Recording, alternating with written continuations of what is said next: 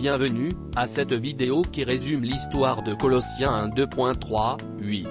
Dans la série de commentaires bibliques, le terme exposition fait référence aux applications modernes du texte biblique. Elle est basée sur l'exégèse du texte, qui vise à établir la signification historique du texte. Pour arriver à l'application correcte, nous suivons le principe d'interprétation appelé l'analogie avec les Saintes Écritures. Le but est de découvrir des situations modernes qui se comparent bien avec les situations anciennes discutées dans le texte biblique. Plus les deux situations s'emboîtent, plus nous pouvons être sûrs dans notre application.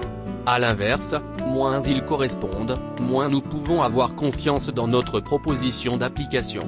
Par application, nous entendons les points de connexion de la vérité spirituelle intemporelle trouvée dans le sens historique du texte et pertinente pour une situation moderne particulière. La vérité spirituelle vient du fait de noter comment Dieu s'est manifesté et a agi dans l'ancienne situation décrite dans le texte. Intemporel entre en jeu lorsqu'une situation ancienne particulière est répétée dans plusieurs textes. Déterminer ce qui est vrai et ce qui ne l'est pas nécessite une compréhension approfondie du texte ancien. Et ceci nécessite également une compréhension approfondie de la situation moderne possible. De plus, l'interprète de l'écriture devrait rechercher la direction du Saint-Esprit pour trouver l'application la plus pertinente du texte de l'écriture pour son public cible. Nous sommes maintenant prêts à examiner les applications modernes possibles du problème de Colossiens 1 2.3, 8. Notre approche n'est pas de créer une longue liste d'applications possibles. Au contraire, nous aborderons le texte avec diverses méthodes créatives qui nous permettent de nous immerger dans le texte. Ces méthodes peuvent vous donner des suggestions sur la façon d'identifier les applications pertinentes à votre utilisation de ce texte dans les sermons et l'enseignement. Je suggérerai des situations modernes possibles et montrerai comment le texte est pertinent pour elles. Mais ceci est principalement destiné à être un exemple comment faire. 1.0. Identifier l'idée centrale du texte.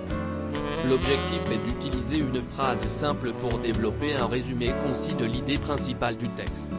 La déclaration du central idea of the text visait à saisir la signification historique tout en mettant l'accent sur la vérité spirituelle découverte à travers l'exégèse du texte. Cette déclaration fixera les limites des applications modernes possibles. Une fois que vous avez décidé d'une application moderne particulière du texte, une déclaration CIT modifiée doit être développée en mettant l'accent sur la façon dont ce texte se rapporte à l'application moderne choisie. Cela constitue l'autorité biblique pour votre prédication et votre enseignement des Écritures. Nous arrivons maintenant au défi de Colossiens 1.3, 8. Considérons l'énoncé l'idée centrale du texte de ce passage comme un possible premier résumé. Paul et Timothée ont affirmé à plusieurs reprises à Dieu leur profonde gratitude pour les Colossiens alors qu'ils vivaient leur engagement de foi envers Dieu par le Christ. Cette expression d'action de grâce en une phrase dans les versets 3 à 8 est structurée comme une prière. Le prime reconnaît le ministère d'Épaphras, qui avait d'abord évangélisé les habitants de Colosse quelques années plus tôt, puis met l'accent sur la croissance spirituelle constante de ceux qui sont venus au Christ. Ces deux points spirituels dans le prime sont, 1. Le début solide de la conversion à Christ et, 2. L'engagement cohérent ultérieur envers Dieu à partir de leur conversion. Le rôle de l'évangile apostolique est d'une importance primordiale. Quelle est une situation moderne possible pertinente à cette situation ancienne? Une possibilité est celle d'un service de chapelle de séminaire moderne. Vous devez prêcher à ce groupe assemblé d'étudiants qui se forment pour devenir des dirigeants d'église. Que dit cette écriture à ces étudiants? À partir de ce scénario, nous pouvons développer la déclaration CIT modifiée qui relie notre public au texte avec une autorité biblique directe pour notre message. Le véritable leadership chrétien est un exemple du modèle de leadership donné aux Colossiens par Paul, Timothée et Épaphras. Notez que cette déclaration est cohérente avec la déclaration CIT d'origine. Il faut prendre du recul pour reconnaître la nécessité pour les étudiants des séminaires modernes de comprendre les principes bibliques du leadership comme une partie essentielle de leur préparation au ministère chrétien. Il faut reconnaître que nous avons ici une perspective importante sur le leadership, et non la compréhension biblique complète du leadership. 2.0 Développer un plan exégétique du texte. Ce schéma est basé sur le schéma fonctionnel de Colossiens 1 2.3, 8. Il développe le concept de base de la première déclaration C, I, T, ci-dessus. En parcourant le diagramme du texte grec ou du texte français, notez certains aspects importants de ces versets. La phrase unique de ces versets s'appuie sur la phrase principale trouvée dans les 3 premiers mots grecs, Eucharistumon tout Théo, nous rendons grâce à Dieu. Tout le reste de la phrase découle de cette idée centrale.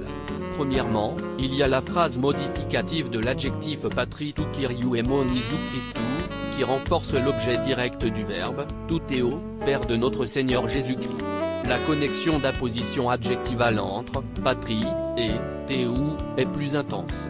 Deuxièmement, 3 ensembles de modificateurs adverbiaux sont associés au verbe eucharistumon, 1, pantote, toujours, 2, prosekomnoir, prier, et 3, accusante, après l'avoir entendu. Cette phrase de participe aoriste couvre les versets 4 à 8. À partir du schéma fonctionnel et de l'instruction C, I, T, initiale, la structure suivante peut être dérivée. 1. Paul rendait grâce à Dieu régulièrement par Jésus-Christ, verset 3. A. Sa prière a confirmé que Christ est le Fils de Dieu. B. Il priait régulièrement. C. Sa prière était centrée sur les Colossiens. 2. L'action de grâce de Paul envers Dieu s'est concentrée sur ce qui s'est passé sous les Colossiens, versets 4, 8. A. Son action de grâce a été enregistrée par le récit d'Épaphras, versets 4, 5a. B. Son action de grâce s'est concentrée sur la croissance spirituelle des Colossiens, versets 5 bit, 6. C. Son action de grâce a fait l'éloge du travail d'Épaphras, versets 7, 8. Au centre de ce modèle se trouve le sens alors du texte. C'est une signification historique. Il s'agit de donner la priorité à la gratitude envers Dieu, ce dont parle la phrase grecque. Les points d'expansion des 2 ensembles de modificateurs prévoient le renforcement des accusés de réception et sont exprimés au 2e niveau du plan. L'estime de Paul pour les Colossiens et Épaphras est soulignée dans cette esquisse. Alors qu'un schéma reflétant la pensée occidentale moderne ne peut pas tout capturer dans une expression de la pensée ancienne, ce schéma se rapproche raisonnablement de la traduction de cette ancienne idée d'action de grâce en une expression moderne claire. 3.0. Développer un schéma sémantique du texte. Le saut dans le temps du sens alors au sens maintenant se produit particulièrement à ce stade. Le contour sémantique se concentre sur la perspective maintenant et reflète la 2e déclaration C, I, T, du texte plus large. La façon la plus simple de faire ce saut dans le temps est de changer les verbes au passé dans le plan exégétique en expression verbale au présent. Mais cela ne marche pas toujours, comme ici dans la lettre aux Colossiens. Le schéma sémantique doit se concentrer sur la relation du texte aux besoins perçus du public visé en relation à la fois avec le sermon et avec l'enseignement du passage. En raison de la structure de la grammaire du texte grec et aussi des concepts exprimés dans Colossiens 1 2.3, 8, nous devons creuser un peu plus profondément les idées trouvées ici. Le caractère de ce passage est exemplaire. En d'autres termes, nous pouvons voir ici un modèle de leadership efficace au sein de la foi chrétienne. Lorsque notre public cible moderne est un groupe d'étudiants du séminaire se préparant au ministère, le lien entre cette écriture et notre public devient évident. Pour être clair, le passage ne couvre pas tous les aspects du leadership chrétien, mais cela nous donne un aperçu de certains ingrédients très basiques. Et ceux-ci sont essentiels pour les étudiants du séminaire. Voici une ventilation sémantique possible qui se concentre à la fois sur le texte et sur les publics modernes. 1. Les dirigeants doivent remercier Dieu régulièrement, verset 3. A. Votre prière devrait confirmer que Christ est le Fils de Dieu. B. Votre prière doit être cohérente. C. Votre prière doit être centrée sur l'Église que vous servez. 2. Les dirigeants doivent remercier Dieu pour ce qui se passe dans leur groupe, versets 4 à 8. A. Vos remerciements doivent souligner la foi, l'amour et l'espérance dans votre groupe, versets 4 à 5a. B. Votre action de grâce devrait se concentrer sur l'acceptation continue du véritable évangile, versets 5 bit à 6. C. Votre action de grâce doit être motivée par une compréhension claire de la situation dans le groupe. Une fois que le libellé du schéma sémantique est prêt, vous pouvez commencer à travailler sur un sermon basé sur Colossiens 1 2.3, 8, 4.0. Rédiger un résumé du texte du sermon. Par définition, un sermon brief est le début d'un manuscrit de sermon complet basé sur le texte biblique choisi. Ceci n'est pas un manuscrit complet du sermon. Au lieu de cela, il y mène, une fois qu'une date a été fixée pour le sermon. Il contient deux éléments. Ces deux éléments représentent le contenu très minimal du sermon brief. 1. La déclaration sermon C.I.T. a évolué à partir des deux versions précédentes. Voici une façon. Je veux inspirer mon auditoire avec une détermination plus profonde à devenir le même genre de leader que Paul, Timothy et Épaphras. 2. Un aperçu du sermon avec des ajouts. Considérez l'exemple suivant de développement d'un sermon brief. Ce sermon est basé sur un service d'adoration dans un séminaire au Texas. Le public est principalement composé d'étudiants du séminaire qui se préparent à devenir des dirigeants d'église après l'obtention de leur diplôme. Contenu de la prédication. Introduction.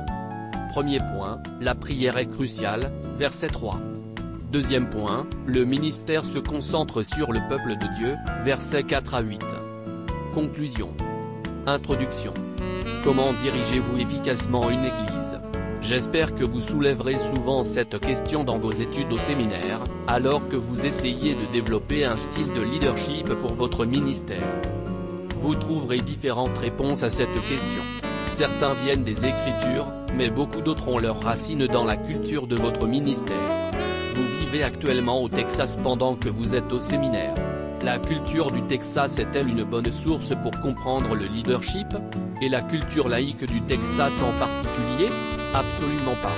En tant que Texan natif dont l'ascendance remonte à l'Alamo, je déclare que la culture texane est une terrible ressource pour comprendre les bonnes valeurs de leadership. Un égoïsme excessif menant à des modèles de leadership autoritaire et dominant dans la culture texane. Dans l'ensemble, il promeut presque tout ce que Jésus et les apôtres ont condamné comme hérésie. En tant que baptistes, nous prétendons être un groupe chrétien centré sur les Écritures. Cependant, il existe une réelle différence entre les revendications et la pratique réelle. Mon objectif dans ce sermon est de vous immerger dans les valeurs bibliques d'un bon leadership. Notre texte biblique aujourd'hui est Colossiens 1 2.3 8. En tant que prémisse à la lettre de Paul au groupe d'église de Maison chrétienne à Colosse, cela nous donne un aperçu important du véritable leadership chrétien. Lire le texte. Dans ce passage, nous ne voyons pas l'image complète des valeurs du leadership chrétien. Mais nous pouvons découvrir certaines valeurs fondamentales essentielles pour être un dirigeant pieux du peuple de Dieu. Il y a deux points clés concernant le fait d'être un bon leader que je veux souligner à partir de ce passage. 1. Mettez la prière au centre de votre ministère, verset 3. 2. Centrez votre leadership sur le peuple de Dieu, versets 4 à 8. Examinons maintenant ces points dans le texte biblique. 1. Un bon leadership rend la prière cruciale, verset 3. Remarque, trois aspects fondamentaux du développement d'un sermon sont l'explication, l'illustration, et l'application. Votre créativité et les besoins de votre auditoire fourniront des indices sur la façon de combiner ces trois choses de la manière qui convient le mieux à votre sermon. Ici, je ne les énumérerai que collectivement sous chaque point principal du sermon. Explication. Le texte biblique de ce passage consiste en une seule phrase couvrant tous les versets. L'idée de base de cette phrase est assez simple, nous remercions Dieu. Ceci est ensuite développé de deux manières dans le reste de la longue phrase. Le nom Dieu est appelé Père de notre Seigneur Jésus-Christ. Cette extension confirme la filiation du Christ. Ensuite, le verbe de base est modifié avec trois modificateurs adverbiaux, toujours, priant pour vous, et après l'avoir entendu. Ceux-ci mettent l'accent sur la durée de l'action de grâce, un modèle de prière structuré et le fondement de l'action de grâce. Illustration. Qu'est-ce qu'un temps de prière? Les paroles de Paul indiquent une continuation de son héritage juif de prier 3 fois par jour. Ce qui est sous-entendu ici, c'est l'importance de prendre consciemment du temps chaque jour pour prier. Je vous mets au défi de structurer votre routine quotidienne pour inclure des moments où vous pouvez remercier Dieu pour les personnes que vous servez. Et faites-le régulièrement, pas au hasard. Application. L'exemple de prière de Paul soulève une question lancinante pour nous aujourd'hui. Priez-vous régulièrement pour le peuple de Dieu? La plupart des étudiants assument des rôles de leadership dans les églises alors qu'ils étudient encore au séminaire. Ils servent en tant qu'enseignants de l'école du dimanche, pasteur par intérim ou pasteur à temps partiel d'une église du week-end. C'est une excellente occasion de mettre en œuvre cette valeur fondamentale d'un bon leadership. Une vérité fondamentale de l'action de grâce, il est presque impossible de ne pas aimer ceux pour qui vous remerciez Dieu chaque jour. 2. Un bon leadership se concentre sur le peuple de Dieu, versets 4 à 8. Remarque, l'action de grâce de Paul est pour les Colossiens. Les versets 4 à 6 reflètent le rapport d'Épaphras sur les Colossiens à l'apôtre. Puis les versets 7 et 8 reflètent l'appréciation de Paul pour Épaphras. Explication.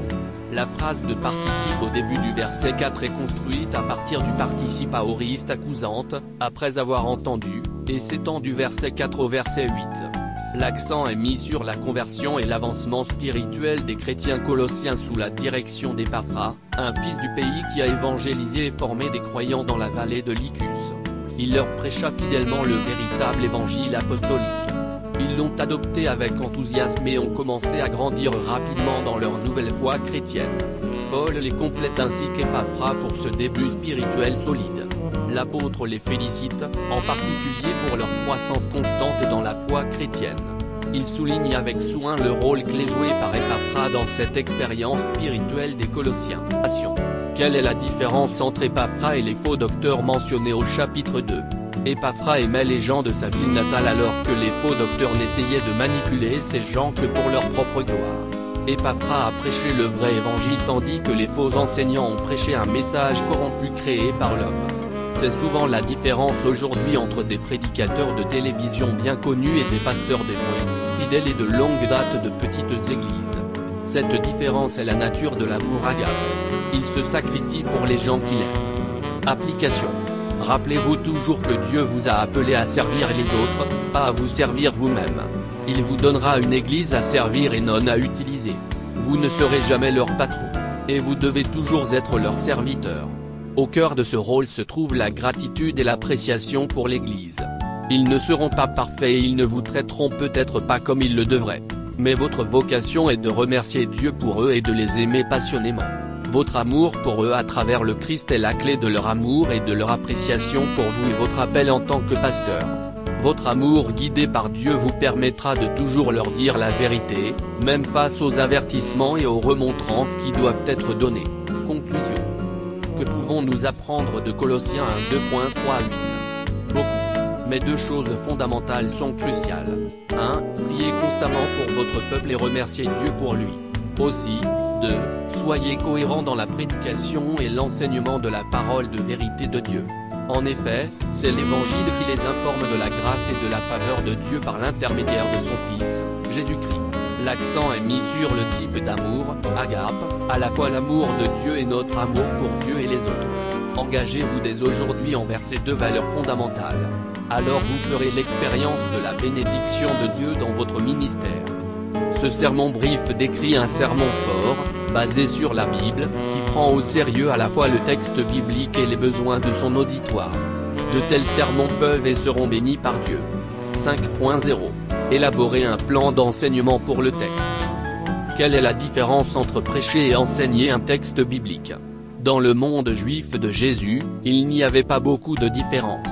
Au cours des 2 premières décennies du christianisme, 30 à 50 après J.C., les rassemblements chrétiens reflétaient le même modèle de base que celui trouvé dans le service juif du sabbat du vendredi soir dans la synagogue. Par conséquent, dans le récit de Jésus dans les 4 évangiles, la prédication, carousso, et l'enseignement, didasco, étaient des termes fondamentalement synonymes. Selon Jean 1h38, ce dernier terme, dans sa forme nominale, didaskalo, reflète l'hébreu rabbi, en tant que professeur. Les commentaires sur le passage de l'Ancien Testament lus dans l'Assemblée étaient généralement prononcés par un rabbin en visite et axés sur la dérivation d'applications significatives du passage. Une discussion sur ces demandes s'ensuit, avec différents points de vue exprimés. L'expression symbolique de l'autorité du rabbin était de faire ses commentaires assis. Les expressions chrétiennes qui s'en rapprochent le plus sont les 2 documents du Nouveau Testament d'Hébreux et de Jacques. En réalité, ce sont des sermons judéo-chrétiens superficiellement refondus en lettres par leurs auteurs.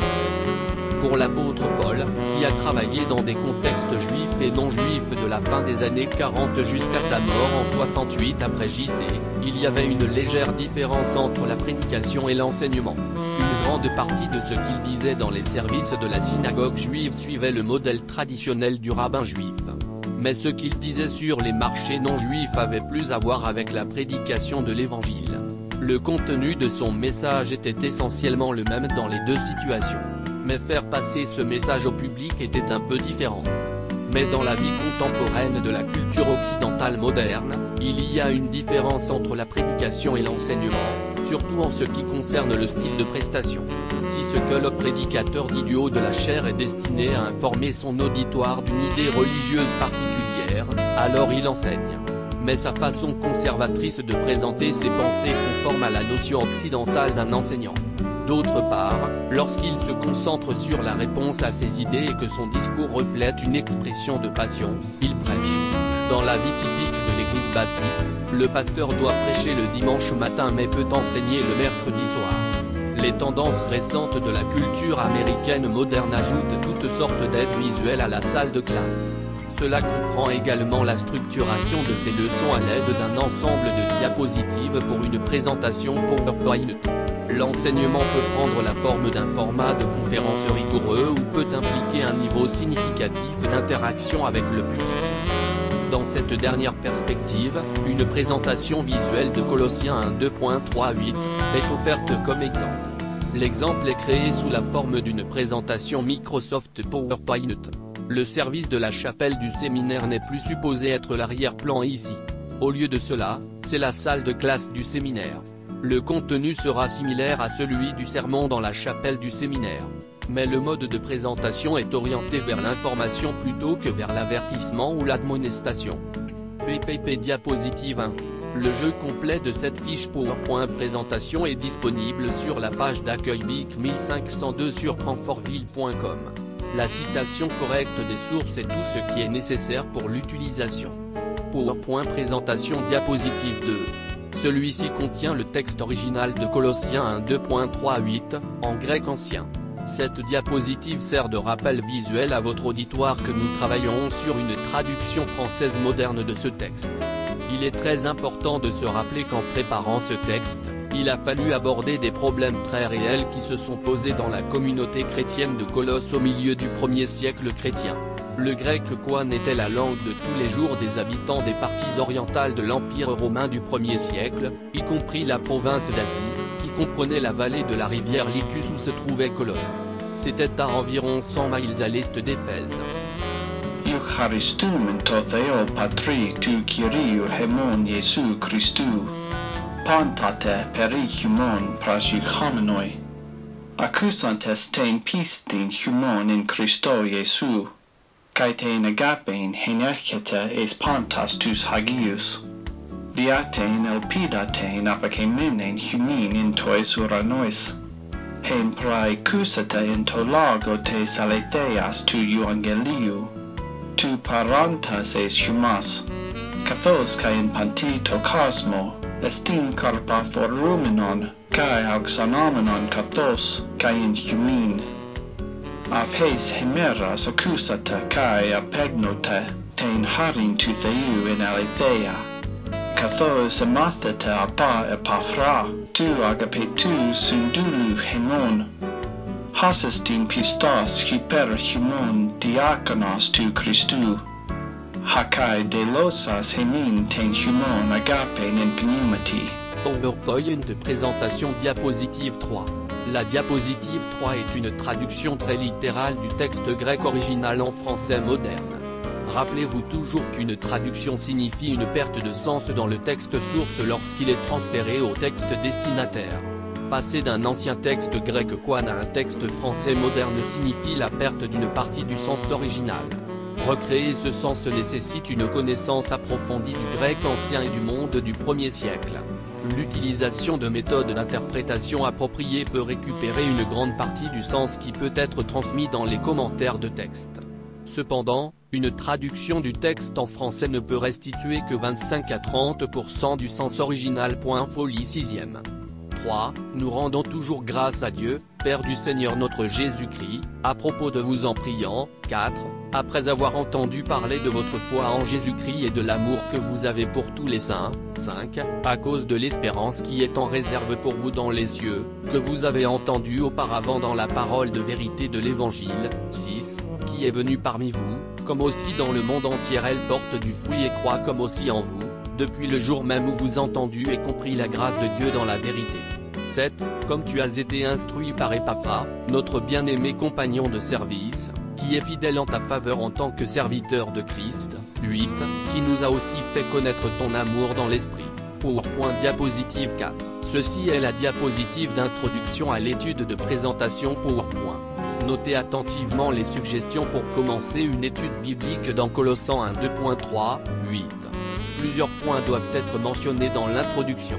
Cela comprend l'énoncé de votre objectif pour l'étude, la reconnaissance d'un thème central de l'étude exprimé dans un titre et un bref résumé de la structure du texte grec et de la manière dont il conduit à une vue d'ensemble de l'ensemble de l'étude. Assurez-vous de mettre l'accent sur la pertinence du texte par rapport à la situation de votre auditoire. PowerPoint présentation, diapositive 5. Cette 5e diapositive couvre le premier point de l'aperçu doctrinal du passage. Il se concentre sur le verset 3 et comprend les liens entre la clause principale des 3 premiers mots, Eucharistumon tuteo, nous rendons grâce à Dieu, et les idées secondaires qui développent cette idée centrale. Ceci se trouve dans les versets 3b à travers le verset 8. Ceci est représenté visuellement dans la diapositive par l'expression française du schéma de bloc de texte grec. PowerPoint présentation, diapositive 6. La diapositive 6 concerne le point 2 du plan pédagogique. Il s'étend du verset 4 au verset 8. 3 perspectives sont mises en évidence, 1, celle de Paul et Timothée, versets 4 et 8a, 2, celle d'Épaphras, versets 7 et 8, et 3, celle des Colossiens, versets 4 à 6. Les actions et le personnage sont présentés dans ce document. Les identifier et les relier à votre public est un excellent moyen de mettre en évidence les vérités spirituelles de ce passage. Le lien de connexion est la focalisation sur les autres. PowerPoint présentation, diapositive 7. Cette diapositive est la conclusion de l'aperçu de l'enseignement. 3 conclusions sont tirées sur le contenu d'un bon leadership, basé sur Colossiens 1 2.3 à 8. Il affirme également 3 bénédictions qui découlent de la pratique de ces qualités de bon leadership. Selon les besoins de votre auditoire, vous voudrez peut-être prendre une direction différente pour résumer l'étude. Sommaire conclusion. Colossiens 1 2.3 à 8, est le poème littéraire de cette lettre. Sa tâche était de renforcer les liens entre les expéditeurs Paul et Timothée et les destinataires, les groupes d'églises de maison à Colosse. Le prême émerge de la salutation en chapitre 1, verset 2 bit, et affirme la dévotion de Paul et Timothée au bien-être spirituel des Colossiens. Malgré le danger posé par les faux enseignants dans la ville, le rapport d'Épaphras a convaincu Paul et Timothée que l'Église a commencé sur la base solide de l'Évangile apostolique et qu'ils faisaient de bons progrès dans leur croissance spirituelle basée sur ce message. Par conséquent, la lettre vise à la fois à approfondir leur compréhension de ce message évangélique et à renforcer leur engagement à continuer de se concentrer sur ce message évangélique. Nous pouvons en apprendre beaucoup sur le bon leadership à partir de cette écriture. L'accent est mis sur 2 thèmes, 1, les prières d'action de grâce à Dieu et 2, les soins affectueux pour les autres. Chaque fois que Dieu met un groupe de chrétiens à votre disposition pour servir, souvenez-vous toujours de façonner ce ministère selon ces 2 caractéristiques essentielles. Soyez reconnaissante envers les gens. Prenez soin d'eux avec un amour désintéressé. Notre Dieu peut et veut bénir un tel ministère.